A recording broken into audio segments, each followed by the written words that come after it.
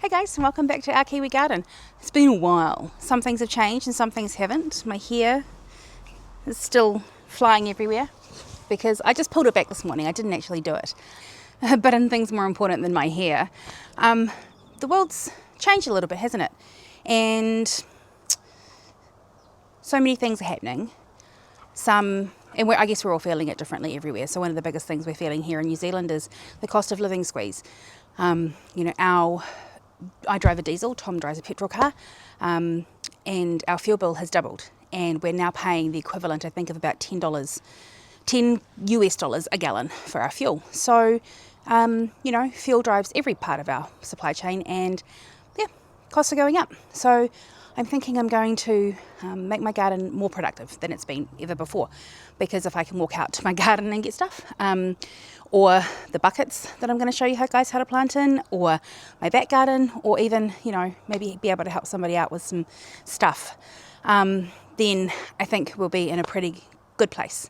And if anything, it kind of takes your mind off all the crap that's going on in the world, doesn't it? Well, it does for me anyway. So I wanted to show you what I'm doing this month in my garden here in Auckland, New Zealand. Zone 10A, 10B, I think, but we basically have an all year round climate. It just changes what you can grow all year round. So I'm going to show you what I'm planting at the moment, what I've already got in the garden, and give you a bit of a catch up of where things are at the moment for our life in our Kiwi garden. So let's head across to where I've got my seedlings today. Now, I got these on a relatively good deal. Trips to the garden store will become few and far between because gas is expensive and it's a long way to ride my bike or walk. I also don't know how these would go actually in a bike, because I don't have one of those baskets. I've only got like a backpack. So so you can plant, basically this season is greens, leafy greens, things that may get a bit slower growing as the season goes on, but these are all things that we in our house eat all the time. So we've got some coriander there. That's really yum to go in salsa and curries and things like that. And it's actually quite hardy. And if you can keep it from getting frosted, up here in Auckland, it will grow all year round. It just, like I said, slows down. The chickens are saying good morning. They can hear and see me. I've got spinach here. We put lots of spinach in things like curries and minestrone soups and even salads. It's really nice in there. So we're going to revamp the spinach patch, or start our spinach patch, because we just let the other one go. And this is all cut and come again, so you can cut and it'll keep growing. Yes, again, I'll emphasise it does slow down in the depths of winter, which is why we want to get it started now while it's still warm in April. I've got lettuce. I don't want to be paying $4 for lettuce. I want to be able to go down to the garden and pick a few leaves, because I can spend $4 on something more like gas. We're going to do lettuce. Broccoli, green dragon, just a normal run-of-the-mill broccoli. I've got lots of broccoli planted because Tom eats broccoli every morning. He eats in a certain way that makes him feel good. And so broccoli is a staple in our house. And I'm planting it kind of every 3 weeks to make sure that we've got a succession supply, in the event that maybe it gets very expensive in the stores. I've got a combo pack because I don't know about you, but cabbage, too much cabbage in our house makes it a very windy place to be. So we don't do too much with cabbage, but it's nice to have a couple so that if I'm doing like a stir fry or I want to do some type of coleslaw, we can do that. Hello, Blue. I think Blue thinks she's a dinosaur. I've got some cauliflower. We don't use heaps of cauliflower, but when we do have it, it's nice to do roasted, and we've got this amazing cauliflower salad we can make, and I've got some broccoli in there as well. So this is just, I guess, an example of, if you don't use a whole lot of stuff, don't buy a 6-pack of broccoli, because you're probably not going to use it, but maybe do something like this. We'll get to seeds in a minute. Bok choy, a favourite in our house, especially this one here. This grows nice and compact, and on the tag, this picture here is actually what it looks like when it comes out the garden. It's got nice crunchy stems. It doesn't attract too many bugs, as long as you can do a good job of trying to maybe keep some slugs and snails out of your garden, and it doesn't take too much. I've also got onions, so I want to put more onions in, because maybe I'd like to have a basket of onions that I can go and grab from in my own house. I've got some going, but I'd like to put some more in. And I'd like to put some red ones in, because red we have to keep buying from the supermarket, because I've never been able to grow red ones. I don't know why. They just don't do well for me. And I've never been able to grow red onions. I don't know why. Oh, the seeds are going to fall over. I just can't get them to grow to anything. So I'm going to try again. And maybe this time will be different. And then I've got some seeds. I've got some seeds that I'm going to plant in just seed starting things so that I can get them going. So I've got some all-season cauliflower. There's that pak choy or bok choy that we like. I'll keep planting that kind of every sort of 3 weeks, so we've got a good supply. I've got some spring onions because they're great for all sorts of uses in the kitchen. I've got some Italian parsley because herbs are fabulous and they're really expensive to buy. I've already planted snow peas, and I've got carrots, parsnip, and somewhere in there is maybe somewhere down there, I don't know. Somewhere in there is some beetroot. So this here is a reasonably good indication of what I can be planting in my garden for this time of year in Auckland, New Zealand, beginning of autumn, that we will actually eat. Because if there's one thing I've kind of always said on this channel is grow what you eat, because if you are putting time and effort and resources into growing things that you're not going to reach for, then maybe it's not money well spent. And gardening, once you're set up, can be a relatively cheap hobby. But to get things set up, you're getting, wood, or you're getting dirt, or you're doing things like that, or you're buying seeds. Now, all of this can be done on the cheap, absolutely. And I'll take you through some things that we've done, as we go on our time together. Not today, but at our time together on the channel, over some things that we're doing to make things a little bit better. We've got a compost pile, which actually has just been a place where we dump our clippings and our chicken house scrapings. So I think calling it a compost pile is making it more fancy than it actually is. But we're going to go and dig that. I'll make a video on that and see what's around and what we can add to it. I grow my own seeds, or I sprout my own seeds, and I'm trying to collect more seeds, because all it takes is, one broccoli going to seed, or letting a part of that broccoli head, a side shoot, go to seed. And you've got your seeds for the next round. When you grow potatoes, when you grow kumara, you can basically pull from your own stash and have your garden in a cycle. Does it take a little bit of organisation? Yep. Am I good at it? Nah. But I get some stuff right. So I'm pretty excited when that happens. So at the moment I've got some coriander that's going to seed, so I'm going to go and cut those off later on today, and I'm going to shake them into a bucket, and I'm going to save that seed, because why not? It means I don't have to buy them. And if the garden's going to give me stuff back then for taking care of it, I kind of see that as like a nice kind of relationship with nature. And yes, that might sound weird to you, but I like it. So I'll give you a quick spin of what's in the garden, and then what I'm doing to get the garden actually ready. So obviously we've just come through summer, and summer is it's really hot time of the year for us, and my garden got a bit neglected because I was out doing summer stuff. But I did do some things, and I got some stuff in the garden and some things growing, and I need to replenish the soil, because all of the stuff, especially in my raised beds, it's not kind of breaking down all the nutrients and bringing it up from the earth. It's just what I put in there. So I've got a couple of bags of leftover soil. I'm going to try not buy any more soil, because again, maybe I need to do a bit more with what we already have and save a little bit of money. So I'm going to do some compost in a bucket, and I'll film a video about that. I have a compost tumbler that I need to, rejig.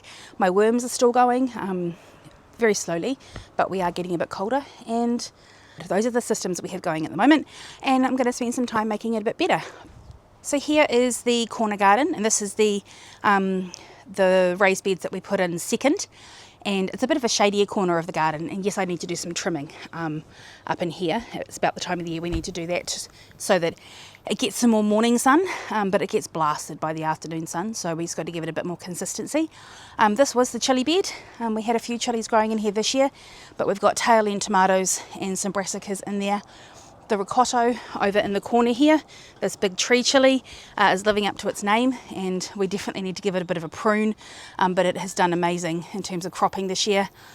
I've got the start of some onions in here, some courgettes that kind of need to come out, because although they're throwing blooms, they're not, hi dog, they're not actually setting any fruit now, so they can come out.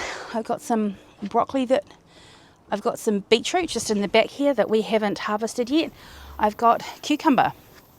These are the picker bushel ones, so they're littler, and they're still going okay, and they're giving us blooms, and the blooms are setting, so we'll keep that in there.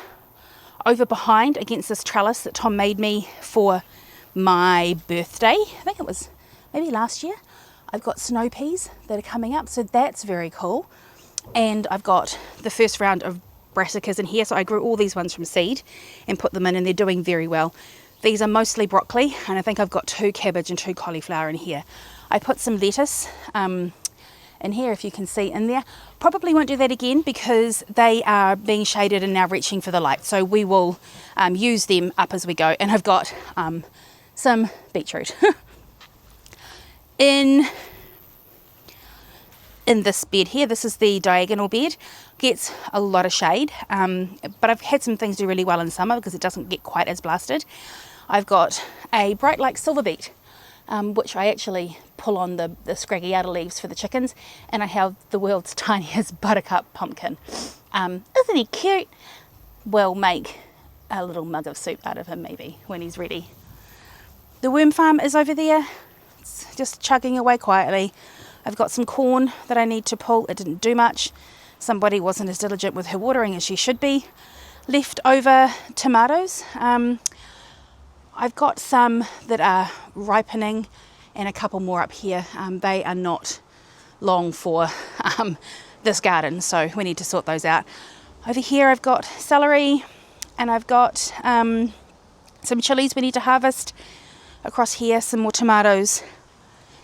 And over here some kale, some self-seeding.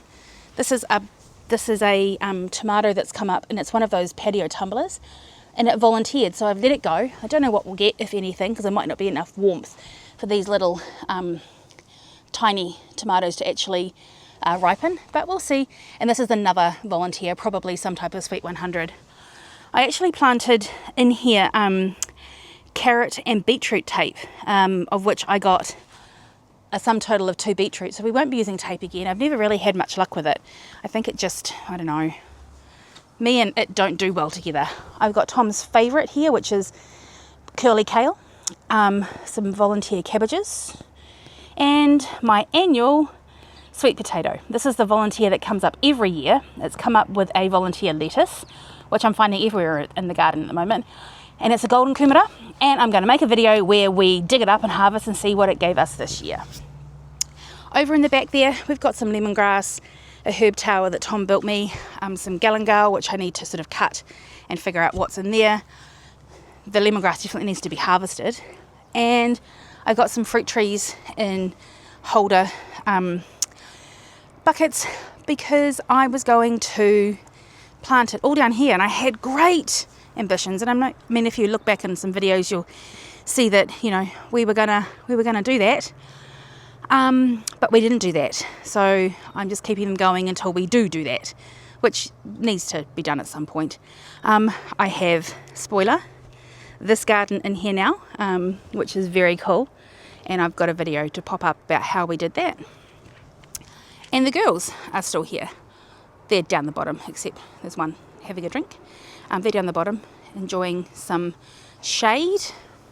So this is the lettuce I said was kind of growing everywhere. I might have exaggerated. It's one lettuce, but it's self-seeded in a place, the most inhospitable place, full of weeds, and it only gets the water that the rain gives us. So yeah, we'll let it grow. And here's a very cute corner by the chicken coop with stuff that makes me happy. And then over here I have the original 2 beds and the sleeper beds that Tom and I put in. Here they are. They did really well with tomatoes, and the calendula is loving its life. It's all self-seeded. I've got beans that I'm just letting dry up so that I can harvest the seeds. Got some leftover red kale, some little teeny tiny tomatoes, some more bright lights in there, some thyme that's really loving its life, spring onions that need to be cut back because they are probably well past their prime, some basil that will get taken in the first frost, the overachieving dahlia that took over the bed, so I need to move that for next year I think, some chilies that got swallowed up by the dahlia, more chilies, and Underneath the dahlia somewhere is a capsicum, but clearly that did nothing. So I mean, all in all, we've got a lot of space to do gardening, to grow things, and what better time than a beautiful autumn morning to just give it a bit of a zhuzh, take out all the dead stuff, all the stuff that has done its dash, that doesn't belong in an autumn garden because it's a summer loving plant, and get those other ones in. So let's get after it. I'm not quite sure where everything is going to go, which is normally my problem. I'm not very organised in terms of the layout of my beds, but you know what? We all start somewhere and we all get better as we go. So yeah, let's get that underway and see if we can get some things sorted and in the garden. So I'm going to go with the lettuce first. I've got this little carton come again.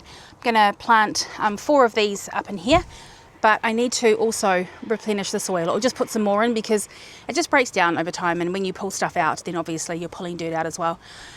This gets a good amount of sun, a good amount of shade, so they're not going to bolt. It's not impacted by slugs, and it is connected to the path through our garden, so if we're making burgers we can quickly chop down here and not worry about getting our feet dirty and muddy in the middle of winter. So that's where they're going to go, along with the volunteer.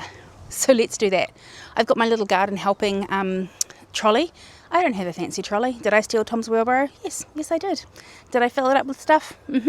Does it have a crappy wheel? Yes, so maybe carrying it would have been easier. Here you go, wheelbarrow. I've got some Kiwi garden mix that I got on special before the world went mental, and my favourite thing, this is a little garden trug, and it's plastic so you can hose it out, and Tom got it for me for Christmas a year or so ago, and I love it. I keep all of the tools that I use all the time in here, as well as some garden gloves, my secateurs and sharpeners, and it is a game changer when it comes to being organised when you are an unorganised little sausage like me. So that is what I'm going to use today, just some garden mix to just top up the soil, or put it in the hole where I'm planting, and my trusty garden bag. Alright, let's just top it up first. Got some dirts. Let's just sprinkle it in.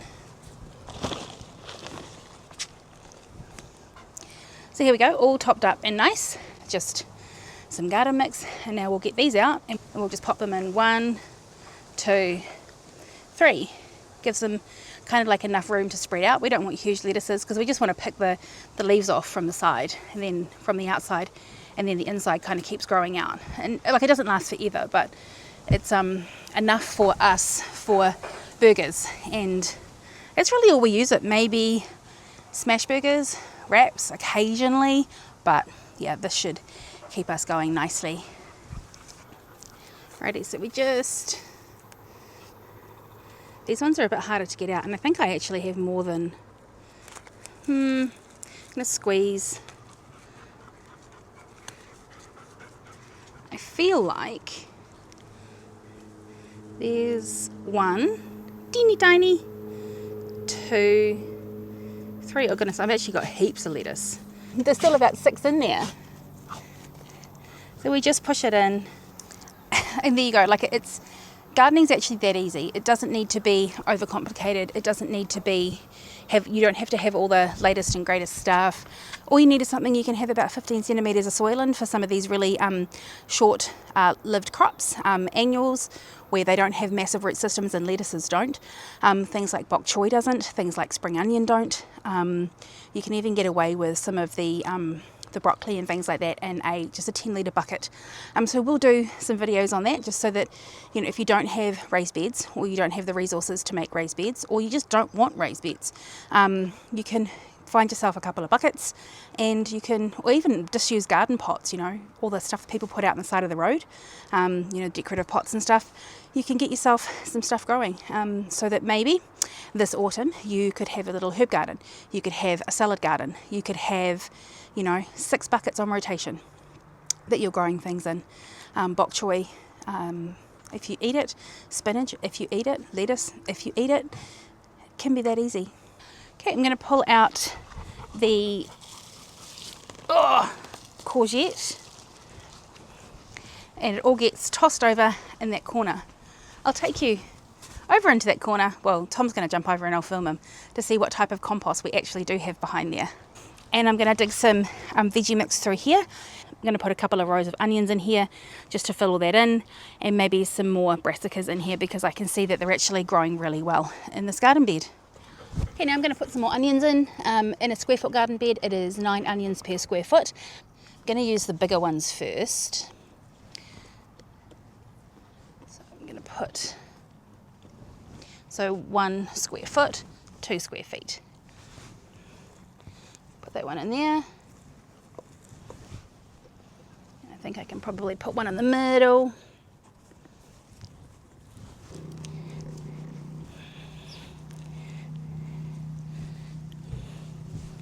I'm going to plant some more of these out in the big garden in the other in-ground garden bed on another day. And then maybe find some of my neighbours who might like some onions. I don't know. They garden, but normally they're way more prepared than I am. So they probably already got theirs in. So these leafy greens, these brassicas, are in a square foot garden, 1 per square foot. I've got enough space for my 6. So let's put them in, and I think I have 7 because I got a double plant. Just a hole, maybe a little bit closer so we don't get it when we go past with a mower. This is one that's got 2 in it, so I'll just gently tease them apart. What if I should... Oh, here's a beetroot. It's been in there for a while. It'll still be yum, but we should probably eat this one because it's not going to grow anymore. Maybe I'll take a chance on this little teeny tiny and pop it in here. I'll break the gardening rules. And we'll probably live to regret it. Oh, at some point I had a capsicum planted here. And so those are the brassicas planted. And I'm sweaty because even though it's autumn, the sun is still pretty warm. So which is a good reason to get stuff into your garden if it's something you want to do. I'll put the rest of the stuff in throughout the day. Leafy greens, spinach, cauliflower, broccoli, cabbage, green herbs, lettuce, Asian greens, snow peas, peas, broad beans, all amazing things to be planting in your autumn garden, and all things that for us here in Auckland, New Zealand, Zone 10B, will give you harvests, albeit a bit slower, throughout the season. You can generally buy them as you can generally buy them as punnets, or you can plant them from seed. And if you are planting seeds and wanting to get those in, you can do broccoli and parsnip and carrots and what else? So many things. I'll put a little downloadable about what I'm putting in my autumn garden, and a few growing tips, and just as a link in the comments, on the description. Feel free to go grab it, and I hope that you're having a good time wherever in the world you are. We can't control much, but all we can control is the things that we fill our minds and our hearts with. And for me, at the moment, that's gardening and my family. So I'm going to go have hot cross buns because it's Good Friday and it's about lunchtime. So I hope wherever in the world you are, you're okay. And I'll see you here maybe next week. Nice to see you again. Bye. Look at this. Look at this. Who's my garden dog? Please don't go and pull all this out with your schnozzle. I need to go get that cayenne pepper, eh?